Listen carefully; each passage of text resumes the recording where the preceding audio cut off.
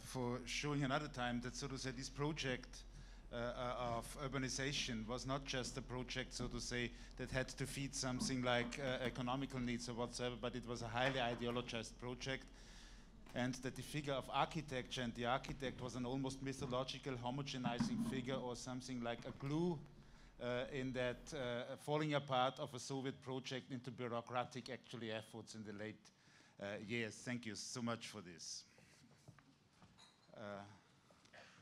Our next speaker is Yuri Avvakumov, who has been studying at the has graduated from the Moscow Architectural Institute and has been running a portal called Archit-Arc since 1984.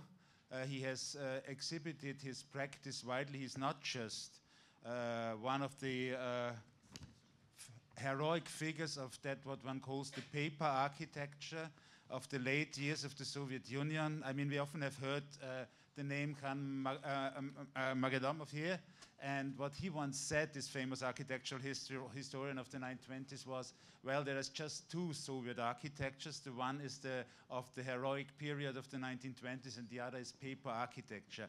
It just now comes to display there is more than two Soviet architectures, maybe even more parallel Soviet architectures that we think, but all of them highly eclectic. But paper architecture not just marks the end, so to say, of the administrative architecture of the Soviet Union, it as well marks, so to say, the uprising of a criticism on that remembers and reiterates, reinterprets the 1920s and brings it back, so to say, in an international discourse. I think that's why Yuri was part of the Venice Biennial already 3 years. Because of his practice, you see some of his pieces upstairs, is the outstanding practice of paper architecture. Yuri will talk, so to say, about the projection of the beginning in the end. Thank you, Georg. As an intermediate, I also wanted to show you the, wow. Доброго здоровья. Доброго здоровья. Доброго здоровья тебе. Ah, it's just, I didn't see it. Oh, okay. Жив! Вот человек. It's a short excerpt from the film called Our House. Доброго здоровья тебе, папаша, будь жив! Вот человек. Архитектор, наверное. Наверное. Облы бы надо было угостить. Надо бы. Настоящих людей очень мало. It's a film, quite popular film of the 1965 called Our House, with the popular actors, and the scene there, for me, it's a key scene in this movie. It's a dialogue between two drinkers about one of the main characters there, whom they thought that he's an architect, and they said, I don't know for purpose or not, they said like the Pontius Pilate said about the Christ, ecce homo. That's why I translated it into Latin language, because it's a very pathetic, I think, scene. And it's a combination of, let's say, the banal talk and the pathetic words. At the end they said it's very rare, the real man, and so we have to feed him with a fish. Then to my own story with the paper architecture. I will start with just mentioning some names from let's say my tutors at the institute, for example. They were from NER, New Settlement Element Group, that were presented in 1968 at the Triennale in Milan, for example. It's a group of of the same, let's say, status and as archigram in England. Ilya Georgevich Lejava and Nikit Mich Kostrikin. Or in our institute, still one of the tutors was Ivan Vasilievich Lamtsov, one of the constructivists who used to work with Vladimir Krinsky, for instance, or Boris Grigorьevich Barkhin, the author of the Museum of the History of Cosmonautics, was also one of the teachers at the institute. So there were no conflicts between, let's say, fathers and sons, because a lot of them, they were our favorite teachers or tutors. And when I graduated from the institute in 1981, I came to work with Selim Amarovich Khanmagomedov, the great scholar of the Russian avant-garde. And also in his sector at the Institute of Technical Aesthetics, my kind of a closest chief was Evgeny As, who is the author of the Red Cross Pharmacy that you saw today. Or also in the same sector, there was Vyacheslav Kalichuk, who's, I think, very important figure also for Soviet modernism. He's not presented in this exhibition, but he's very important for maybe the future continuation of the exhibition, who let's say, continued the story of the history of Russian constructivism, in particular Karl Johansson. And he showed me, when I started to work there, he showed me this work. It's as you see, it's a sort of houses for far north, as he called it, in 1973.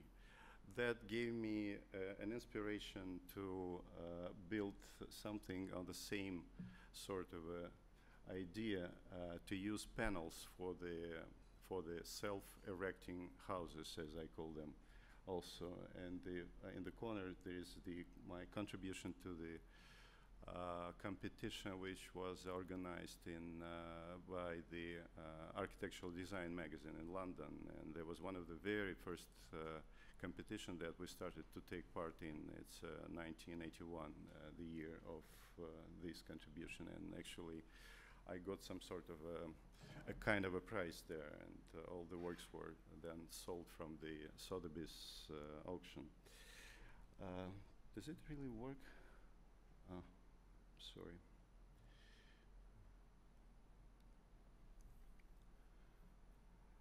You can, well, the first model, actually, they have inside the rubber, so the model rise up like to 1, 2, 3 count, like Jack in the Box. You just open the flat box and the constructions rises sort of by itself. And then for the exhibition purposes, I started to combine the houses of cards with radio antennas, so if you can fix the house in every height. Then also in 1984, and you can imagine that working with Khan Magomedov, I was infected by the constructivism as well, and you can see also my change from so-called postmodern kind of drawing to the constructivist type of drawing. So in this corner, it was a competition organized by UNESCO for something like House of the Future, and I presented this house as a matryoshka-like capsula.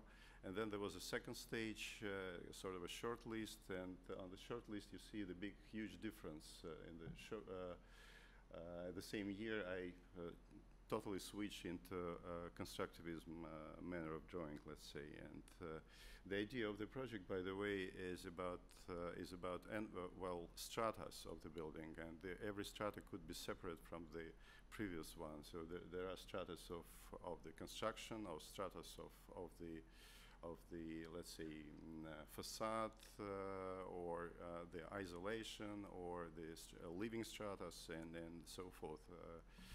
That's why I use the form of matryoshka here.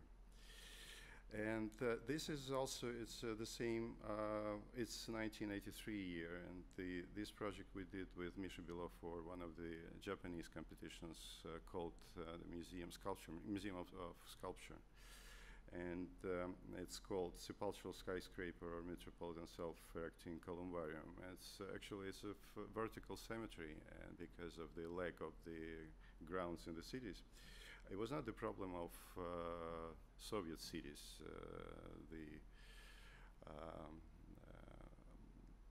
high estimation of the city grounds, but we still thought that it might be funny to build something like, you know, instead of the waste areas, to build something very compact. So each floor is about 100 tombs, and every tomb could be designed. So one of the tombs there, actually the tomb of an architect.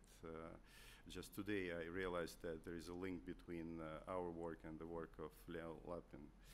And it's, of course, it's endless, and on the top of it there is a cross in the form of a building crane. So it's always sort of a monument.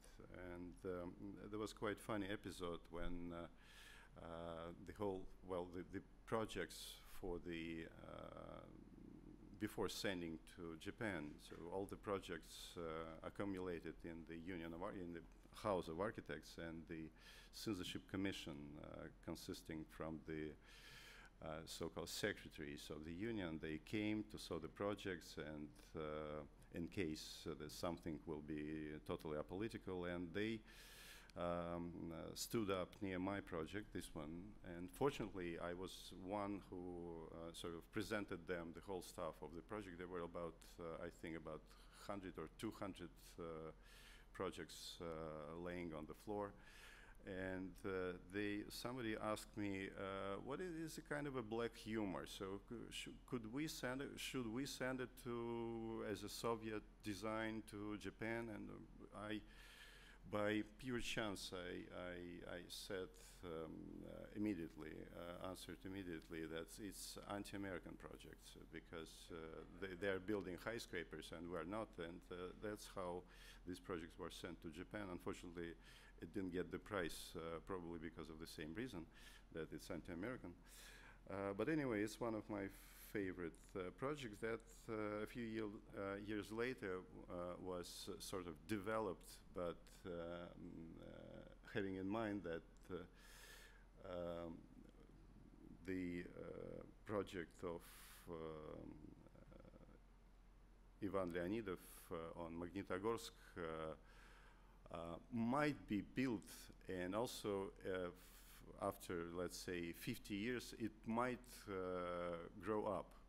And one of the boxes of the living boxes we draw as a high of the taller buildings, and we also need to do something with the, let's say, with kind of other services, and it's of course utopian, of course very imaginative project, sort of homage to Leonidov. It was done for the competition that was organized by the Union of Architects itself, because the Union realized the middle of 80s that there is something popular that in Japan, that young architects send their hundreds of their drawings to Japanese competition, and they also started to organize their own competitions on architectural ideas. So all these projects were not intended to be built, of course, and it got the first prize there in that competition. And another project from 1984, it was, I used to work, at that time I worked at the Moscow Architectural Institute, and I did this project with a group of students. So almost every box was drawn by one student, let's say. And it's part of Moscow. It's a real part of Moscow. And in one of these buildings, I used to live at that time in a 5-story building, I think.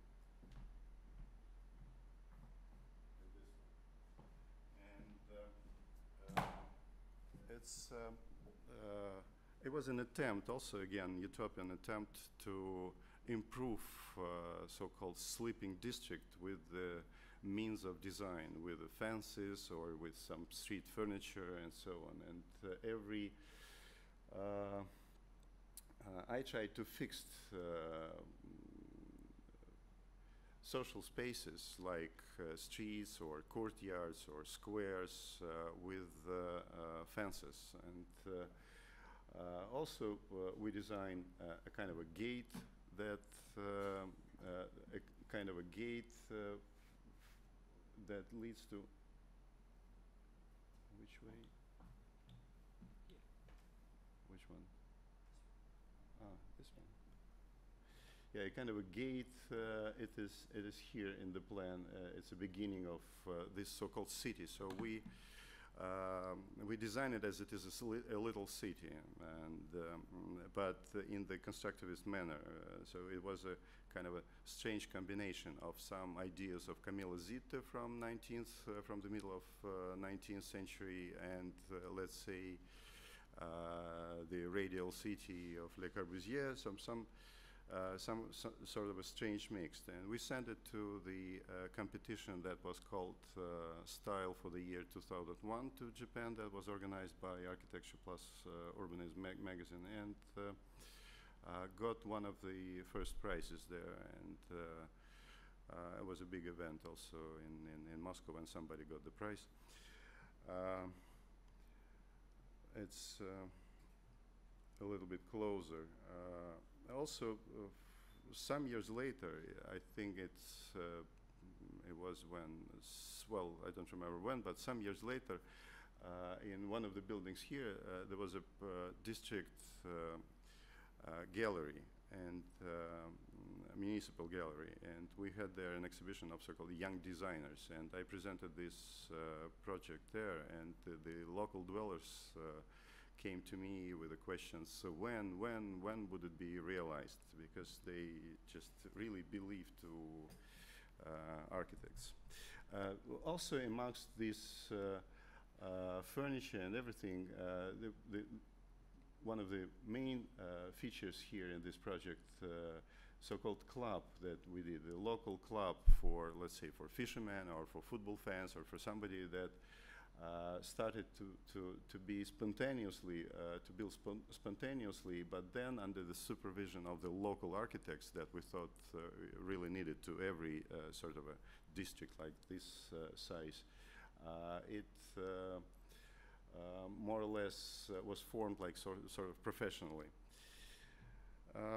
Then the project that is presented in this exhibition with the newspaper print, but also exists as a model. Unfortunately, Georg was not succeed to get it from the foundation, private foundation, which now owns it. Is one of my also favorite models. It's just an installation that might be built from the scaffolding and let's say fire ladders and a crane, and it holds a model of Letatlin, the fantastic glider that was designed by Vladimir Tatlin at the end of 20s. And the legend is that Tatlin didn't test the model because of when there was a day of testing, there was no wind, so it's somebody think that is still, or Tatlin himself thought that it's a practical model like a flying bicycle, and some other people think that it's just a beautiful piece of design, kind of attractive by itself. And for those who thought that it's just a piece, this installation was designed so everyone could really test it, and in a safe way, because the the man who's who wants to test it might be just be hanged on air and trying to fly by himself. And in the drawing, you may see that one figure is flying without any devices. Then the model that is presented here, it was built in 1988, but actually it was designed much earlier because it was sort of my contribution to the Chernobyl catastrophe. And when I read somewhere that the 30 firemen lost their lives in the work there, I tried to design a monument on them, and it's a monument of the 30 fire escapes, and they are burned, these fire escapes, and they are formed a kind of a tower. But the other side of this wall, there are a number of fire hydrants. So the water is on one side of the wall and the fire is on another side of the wall. So, and water doesn't really work with fire.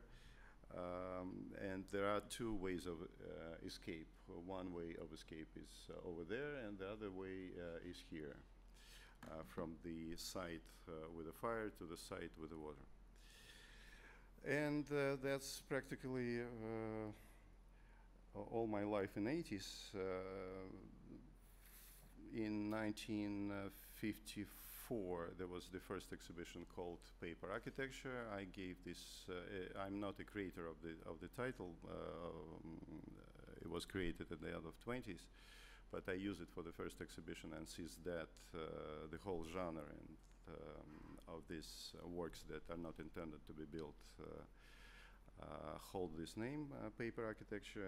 In 1956, we had first exhibition abroad in Ljubljana, Škus Gallery, and this is the exhibition at the Architectural Foundation in Brussels in 1989, and since that time we mostly worked for the, let's say, galleries and museums, and not for the building sites. And actually, it was principle from the very beginning of this, when we started to work more as artists and not as an architect. And this is the last exhibition that was built to 25th anniversary of Paper Architecture at the State Tretyakov Gallery, and I designed it in the form of a mausoleum, again, meaning that there are some museums, like sort of a mausoleums, and there are building sites, and this is the inside view.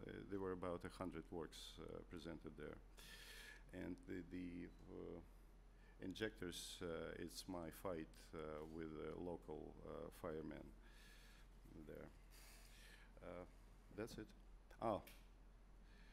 One more thing I want to mention, because I have such a nice audience here.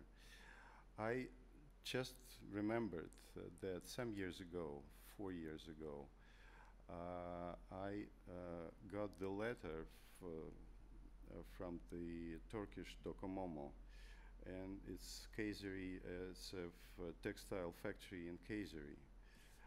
It was designed and built by Ivan Nikolaev, a great Russian constructivist. So you have Russian constructivism much closer than the examples that we show to you.